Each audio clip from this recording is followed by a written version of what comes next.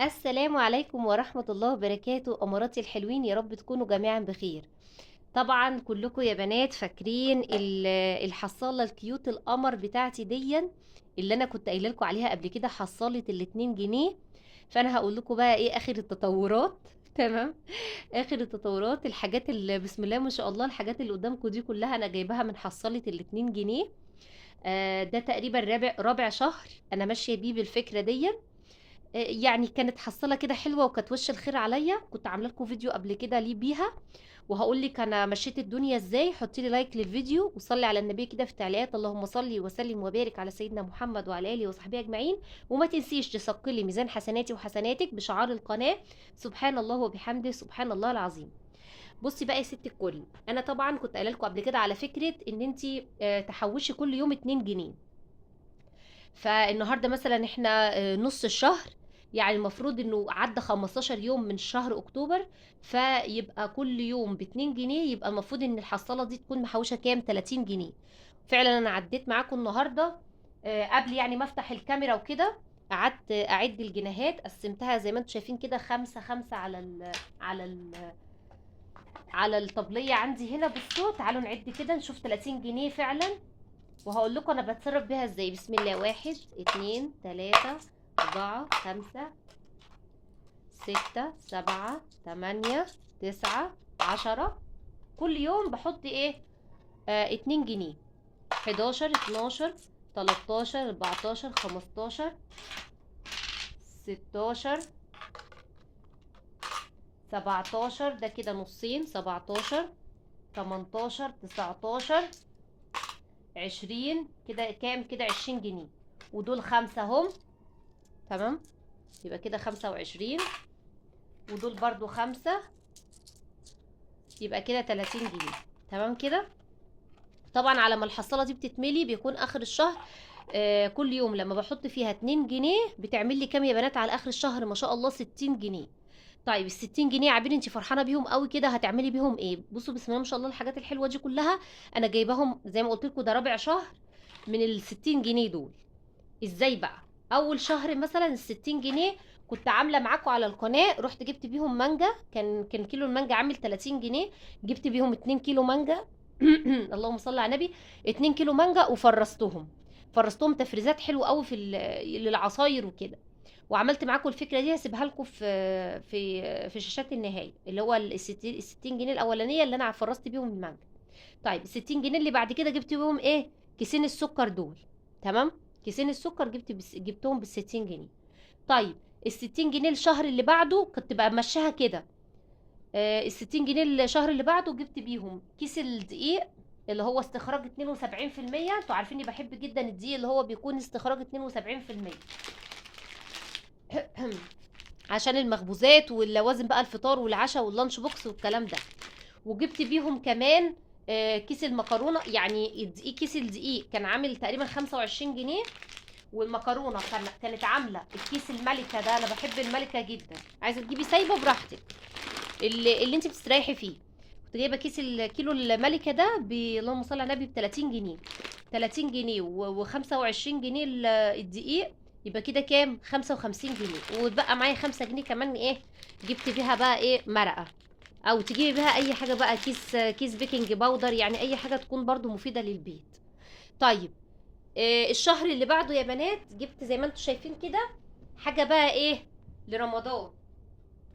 بصوا، هي معظم المشتريات يعني انا كنت عاملاها في الاساس حصاله لرمضان، بس بعد كده لقيتها ان هي بتفك زنقاتي كمان، يعني هي حلوه قوي. سميها حصاله فك الزنقات. ال60 جنيه دول لما يكونوا لك كل شهر هيوفروا لك حاجه للشهر اللي بعده، فاهمني؟ يعني هيبقى معاكي 60 جنيه اضافي للشهر اللي بعده من بواقي الفضه اللي اصلا بتبقى، يعني مثلا بتشتري شويه حاجات بقى لك 2 جنيه فضه، قومي حطيهم في الحصاله، هيطلع لك اخر الشهر 60 جنيه.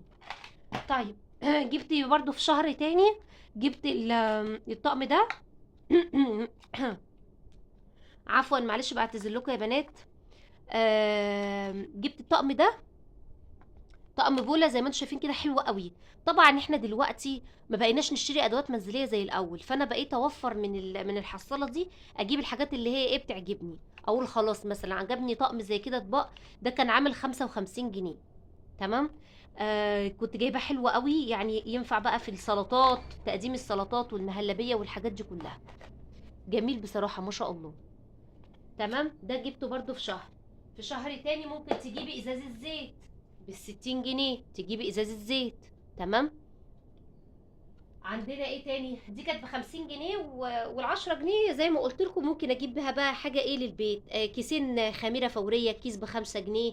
حاجات اكون انا بحتاجها في البيت باستمرار، مرقه، مثلا اي نوع توابل يكون ناقص عندي، يعني ال60 جنيه ما شاء الله مش بتخسر. طيب. يبقى دول كده اللي هم ال60 جنيه، تمام، بتوع الفكره بتاعتنا. حبيت اوريكم الحاجات اللي انا جبتها عشان يبقى الموضوع بالنسبه لكم عملي. انا كنت بادئه معاكم الفكره دي من شهرين تقريبا على القناه يعني، ووريتكم ان انا بعمل من حصاله ال60 جنيه حاجات حلوه قوي. يعني تجيبي حاجات تنفع رمضان. طب ماشي، رمضان ان شاء الله يجي بخير، وفي شهر 3 بامر الله، اللهم بلغنا رمضان يا رب، لا فاقدين ولا مفقودين. سمعت يا بنات ان شاء الله اول رمضان يوم 1 مارس. مش عارفه الكلام ده صح ولا لا، بيكتبوا لي في التعليقات بقى اول يوم رمضان هيبقى يوم ايه ان شاء الله. اللهم بلغنا رمضان يا رب العالمين، لا فاقدين ولا مفقودين، اللهم امين يا رب العالمين. فال60 جنيه دول اللي هم ايه، انت هتحوشيهم من الحصاله، تمام، هتروحي تجمديهم من اي محل بقاله جنبك او اي سوبر ماركت.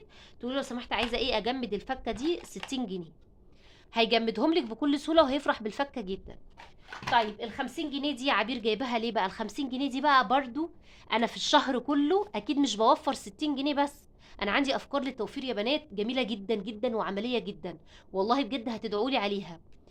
حاجات انا مطبقاها من زمان، وحاجات طبقتها جديد، وحاجات عرفتها من ناس، وحاجات كنت عارفاها كمان من ماما، ربنا يبارك لي في عمرها. فالواحد بيعيش يتعلم، يعني انا بحب جدا ان انا في القناه اقول لكم افكار كتيره قوي تقدري انك انت تحوشي بيها رغم غلاء الاسعار، وحاجات هتلاقيها بسيطه جدا وسهل جدا تنفذيها. فال50 جنيه دي بقى ان شاء الله انتظروا الفيديو الجاي بامر الله، هقول لكم سرها ايه ال50 جنيه دي. تمام. بس ما تنسنيش في لايك للفيديو واشتراك في القناه وتفعيل الجرس، عشان طبعا اول ما انزل بقى الفيديو بتاع ال50 جنيه يوصل لك على طول الفيديو. تمام كده. كنت عايزه اقول لكم ايه، اللهم صل وسلم وبارك على سيدنا محمد وعلى اله وصحبه اجمعين. فطبعا انا بقى حبيت ان انا ايه احط لكم كده الحاجات الزينه بتاعت رمضان دي كده، علشان اجواء رمضان دي يا جماعه يعني بتخلي الواحد كده ينسى اي هم، ويحس دايما كده الحمد لله بالسعاده والقرب من الله عز وجل. ما تنسوش يا بنات قراءه القران يوميا، ربنا يفتح عليكي تقراي جزء، نص جزء. احنا عندنا وقت كتير، وقت كتير بيضيع على النت، ووقت كتير بيضيع في النوم، وقت كتير بيضيع في شغل البيت. حاولي تنظمي وقتك، هتلاقي وقت صدقيني للقرآن. القرآن يا بنات، القرآن ثم القرآن، محدش يهجر القرآن. ربنا يبارك فيكم يا رب، ويتقبل منا ومنكم يا رب الأعمال الصالحة. دمتم في أتم الصحة والعافية، والسلام عليكم ورحمة الله وبركاته.